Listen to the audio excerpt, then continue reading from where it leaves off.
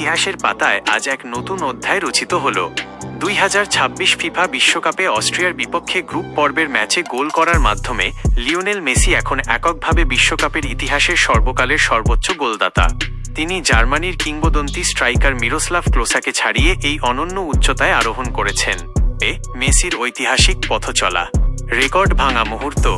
আলজেরিয়ার বিপক্ষে টুর্নামেন্টের প্রথম ম্যাচেই হ্যাট্রিক করে ক্লোসার 16 গোলের রেকর্ড স্পর্শ করেছিলেন মেসি। এরপর অস্ট্রিয়ার বিপক্ষে ম্যাচের 38তম মিনিটে দুর্দান্ত এক গোল করে ক্লোসাকে ছাড়িয়ে এককভাবে চূড়ায় বসেন LM10, LM10। অন্যান্য কীর্তি, সর্বোচ্চ গোলের পাশাপাশি বিশ্বকাপে সবচেয়ে বেশি ম্যাচ 27টি খেলার রেকর্ডটিও এখন তার নিজের করে নিয়েছেন তিনি। আর্জেন্টাইন ভক্তদের জন্য এটি নিঃসন্দেহে এক অবিস্মরণীয় মুহূর্ত। ফুটবল ইতিহাসের greatest of all time goat হিসাবে মেসি নিজেকে নিয়ে গেলেন এক ধরাছোঁয়ার বাইরের উচ্চতায়।